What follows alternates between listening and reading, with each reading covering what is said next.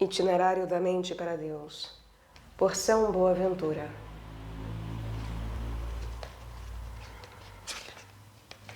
Tradução e notas de Jerônimo Jerkovic e Luiz Alberto de Boni.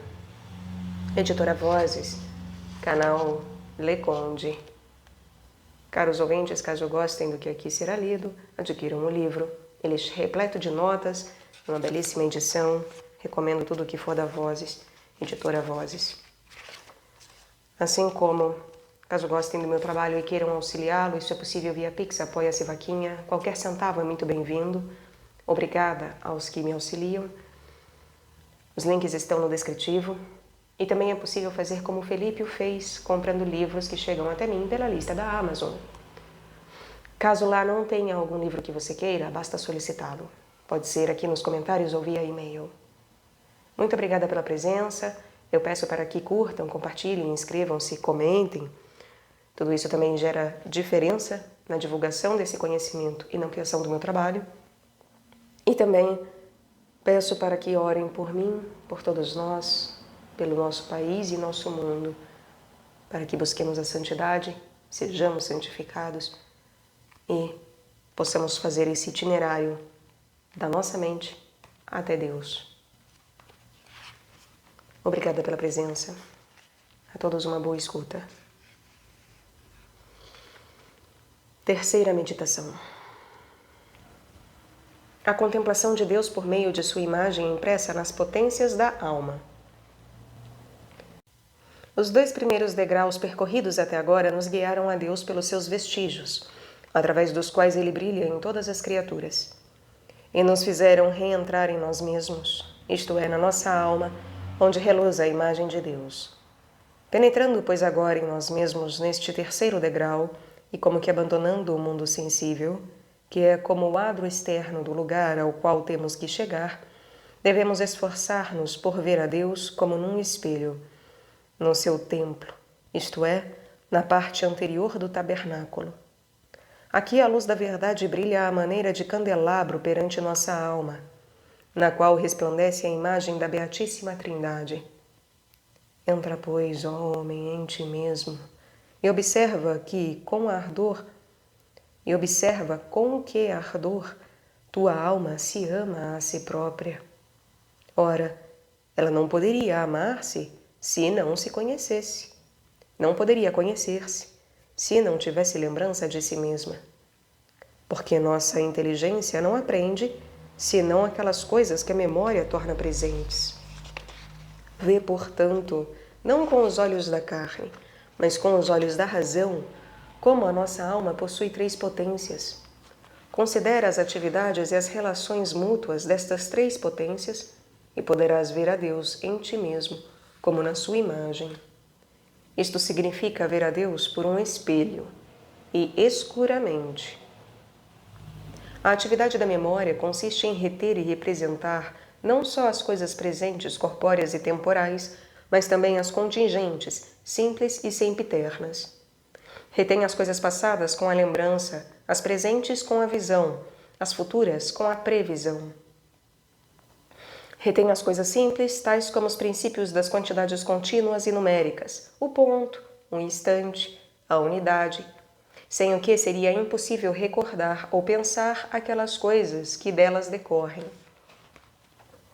Retém também os princípios e os axiomas das ciências como eternos e para sempre, porque, enquanto tiver uso da razão, jamais pode esquecê-los, e se lhe os propusermos, não poderá jamais deixar de aprová-los e dar-lhes o seu assentimento. E isso não como se ela começasse a compreender verdades novas, mas como se reconhecesse verdades que lhe são inatas e familiares. Para nos convencermos, basta propormos a alguém este princípio. Qualquer coisa ou é afirmada ou é negada. Ou ainda este outro. O todo é maior que sua parte. Ou qualquer outro princípio que a razão admita sem poder contradizê-lo. Retendo atualmente todas as coisas temporais, passadas, presentes e futuras, a memória nos oferece a imagem da eternidade, cujo presente indivisível estende-se a todos os tempos. Retendo as coisas simples, mostra que essas ideias não lhe vêm somente das imagens exteriores, mas também de um princípio superior e que ela tem em si mesmo noções que não podem derivar dos sentidos ou das imagens sensíveis. Retendo os princípios e os axiomas das ciências, faz-nos ver que a memória traz em si mesma uma luz imutável, sempre presente, na qual conserva a lembrança das verdades que nunca mudam. As atividades da memória provam, portanto, que a alma é a imagem e semelhança de Deus. Pela sua memória, a alma está de tal modo presente a si mesma, e Deus lhe está igualmente tão presente, que em ato o conhece e é potencialmente capaz dele e de ser dele participante. A atividade da inteligência consiste em compreender os termos, as proposições e as conclusões. Em primeiro lugar, a inteligência entende o significado de um termo quando, por meio de uma definição, compreende o que esta coisa é. Toda definição, porém, faz-se por meio de termos gerais, os quais, por sua vez, definem-se por meios mais gerais, até chegarmos às noções supremas e totalmente gerais, sem cujo conhecimento não podemos dar a definição de um termo inferior. Se, pois, ignoramos o que é o ser em si, é impossível definir perfeitamente uma substância específica. E para conhecer bem o ser em si, é preciso conhecer suas propriedades, isto é, a unidade, a verdade e a bondade.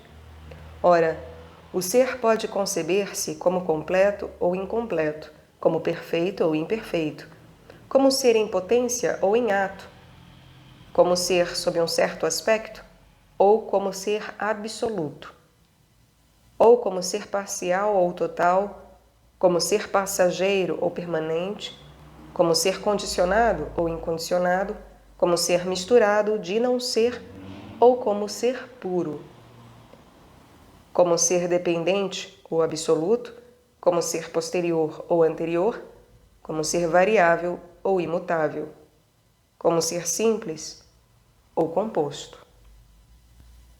Aquilo que é negativo e defeituoso não pode ser conhecido senão por meio do que é positivo. Aquilo que é negativo e defeituoso não pode ser conhecido senão por meio do que é positivo. Por isso, a nossa inteligência nunca poderá definir adequadamente um ser criado, se antes não tiver a ideia de um ser puríssimo, atualíssimo, completíssimo e absoluto. Este é o ser por essência e eterno, no qual se acham na sua pureza as razões de todas as criaturas. Como efetivamente nossa inteligência poderia saber o que é um ser defeituoso e incompleto se não tivesse a ideia de um ser absolutamente perfeito? E o mesmo se diga das outras condições do ser. Em segundo lugar, a nossa inteligência compreende realmente uma proposição quando sabe com certeza que ela é verdadeira. E saber isso é saber verdadeiramente, porque se tem certeza de não se enganar. Com efeito, a inteligência sabe que uma proposição é verdadeira quando não pode ser de outra maneira, e que, por conseguinte, é uma verdade imutável. Mas, como o nosso espírito está sujeito à mutação, não poderia haver a verdade de maneira imutável sem o socorro de uma luz invariável, a qual não pode ser uma criatura mutável. Se ele conhece a verdade, conhece-a, pois, naquela luz que ilumina todo o homem que vem a este mundo, a qual é a verdadeira luz, e o Verbo que no princípio estava em Deus. A inteligência, finalmente, só então percebe verdadeiramente o significado de uma conclusão, quando vê que esta conclusão segue necessariamente das premissas. E vê isso não só nas verdades necessárias, mas também nas contingentes, como neste exemplo. O homem corre, logo se move. Esta relação necessária entre as premissas e a inferência é percebida por nossa inteligência não apenas nos seres reais, mas também nos possíveis. É sempre verdadeira, por exemplo, a conclusão: o homem corre, logo se move. Quer o homem exista, quer não exista. A necessidade de uma conclusão não deriva, por conseguinte, da existência material da coisa, porque ela é contingente, nem de sua existência na nossa alma, porque se não existisse na realidade, seria apenas uma ficção. Tal necessidade deriva, pois, dos arquétipos na arte divina, de acordo com os quais as coisas possuem aptidão e relações mútuas, segundo as representações daquela arte eterna. Todo espírito, pois, que raciocina, diz Santo Agostinho no seu tratado sobre a verdadeira religião, toma a luz daquela verdade eterna, e é a ela que se esforça por chegar. Todo espírito que raciocina toma a luz daquela verdade eterna, e é a ela que se esforça por chegar.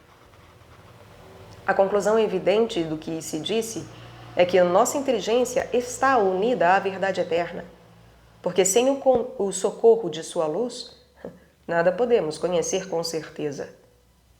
Tu, então, podes contemplar por ti mesmo esta verdade que te ensina, se as paixões e as imagens terrestres não tu impedirem, interpondo-se como uma nuvem entre ti e o raio da verdade. A atividade da vontade se funda na deliberação, no juízo e no desejo. A deliberação consiste em procurar ver se é melhor esta ou aquela coisa. Ora, o melhor não pode ser assim chamado se não se aproximar do ótimo. E esta aproximação é tanto maior ou menor quanto mais ou menos perfeita for a semelhança. Portanto, para saber se uma coisa é melhor que a outra, é necessário conhecer seu grau de semelhança com o bem supremo. Mas é impossível conhecer este grau de semelhança se o bem supremo for desconhecido. Eu não posso saber se determinado indivíduo se parece com Pedro se não conhecer a Pedro. Aquele, pois, que delibera, tem necessariamente impresso no seu espírito o conhecimento do sumo bem. Quem delibera tem necessariamente impresso no seu espírito o conhecimento do sumo bem. Para que seja o juízo emitido sobre as coisas que são objeto de deliberação, é preciso uma lei. Ora, esta lei não produz a certeza, a não ser quando estamos seguros de sua retidão e de que ela está acima de todo o nosso juízo. Nossa mente, porém, emite juízos sobre si mesma. Não podendo, pois, emitir juízo sobre a lei que serve de regra aos seus juízos, segue-se disso que esta lei é superior à nossa mente e que nós julgamos unicamente pela sua presença em nós mesmos. Mas nada é superior à nossa mente, senão àquela que a formulou. Por conseguinte, nossa faculdade deliberativa chega a atingir as leis divinas se de seu ato faz uma análise completa. Por fim, o desejo tem por objeto principal aquilo que mais nos atrai. Ora, o que mais nos atrai é aquilo que mais amamos. E o principal objeto do amor é a felicidade. Mas a felicidade não se encontra senão no sumo bem e no nosso fim último. Assim, em todos os seus desejos, o homem tende para o soberano bem, ou para aquilo que até ele o conduz, ou mesmo para o que possui alguma semelhança com o sumo bem. Tanta é a atração do sumo bem que a criatura nada pode amar sem desejá-lo. Só se engana e cai no erro quando toma a imagem e uma vã imaginação pela realidade. Vê, pois, como a alma está próxima de Deus. Vê como a memória nos conduz à eternidade, a inteligência à verdade, a vontade à bondade soberana, de acordo com as suas respectivas operações. A ordem, a origem e a mútua relação destas faculdades, destas três faculdades, nos conduzem até a própria Santíssima Trindade. Efetivamente, da memória nasce a inteligência, que é como sua filha, porque entendemos só quando a imagem do objeto, conservado pela memória, se reflete na inteligência. Da memória nasce a inteligência. que é como a sua filha, porque só entendemos quando a imagem do objeto conservado pela memória se reflete na inteligência. Esta imagem torna-se então verbo. Da memória e da inteligência é expirado o amor como nexo que unifica as duas.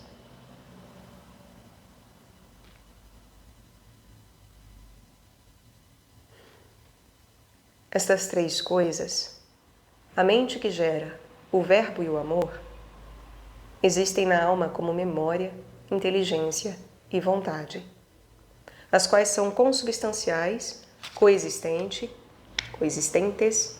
coiguais e se compenetram mutuamente.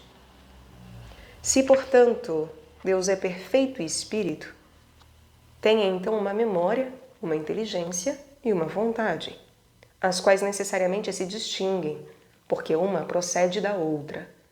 Distinguem-se, porém, não essencial nem acidentalmente, mas pessoalmente. Por isso, quando nossa alma se considera a si mesma, eleva-se destarte como por meio de um espelho à contemplação da Santíssima Trindade, o Pai, o Verbo e o Amor, três pessoas coeternas, coiguais e consubstanciais, existentes uma na outra sem se confundirem, e, no entanto, todas as três não são senão um só Deus. Nesta contemplação da Santíssima Trindade, a alma, mediante as três faculdades que a tornam imagem de Deus, é ajudada pelas luzes das ciências, que a aperfeiçoam, a informam e representam a Santíssima Trindade de três maneiras. Toda filosofia, com efeito, é natural, racional e moral. A primeira trata da causa do ser e nos conduz ao poder do Pai. A segunda, da razão do inteligir e nos leva à sabedoria do Verbo. A terceira, da ordem de viver e nos conduz à bondade do Espírito Santo. A filosofia natural, por sua vez, divide-se em metafísica, matemática e física. A metafísica ocupa-se da essência das coisas, a matemática dos números e das figuras, a física das substâncias, formas e energias. Destarte, a primeira nos conduz ao primeiro princípio, o Pai. A segunda, à sua imagem, o Filho. A terceira, ao dom do Filho e do Pai, que é o Espírito Santo. Primeira metafísica, correspondente ao princípio, o Pai. Ao primeiro princípio, o Pai. A segunda, a matemática, correspondente à imagem, o Filho. E a terceira, a física, correspondente ao dom do Pai e do Filho, que é o Espírito Santo. A filosofia racional, ao invés, divide-se em gramática, que nos torna capazes de transmitir ideias, lógica, que nos torna perspicazes para a argumentação, e retórica, que nos ensina a persuadir e a comover. Estas três ramificações da filosofia racional também insinuam o mistério da Santíssima Trindade. Ou seja, a gramática se relaciona ao Pai, a lógica ao Filho e a retórica ao Espírito Santo. A filosofia moral, finalmente, divide-se em individual, familiar e política. A primeira, a individual, insinua a inascibilidade do primeiro princípio, o Pai. A segunda, familiar, a relação familiar do Filho. E a terceira, a política, a liberalidade do Espírito Santo. Todas estas ciências possuem seus princípios certos e infalíveis, como luzes e raios que descem da lei eterna à nossa alma. Assim, ela, iluminada e penetrada de tanto esplendor, pode por si mesma, se não for cega, elevar-se à contemplação da luz eterna. A irradiação e a consideração desta luz enchem de admiração aos sábios. Mas, pelo contrário, confundem os insensatos que rejeitam a fé, sem a qual nada podem compreender. Verifica-se destarte a palavra do profeta. Do alto dos montes eternos, tu, ó Deus, enviaste uma luz admirável e a perturbação se apoderou do coração dos insensatos.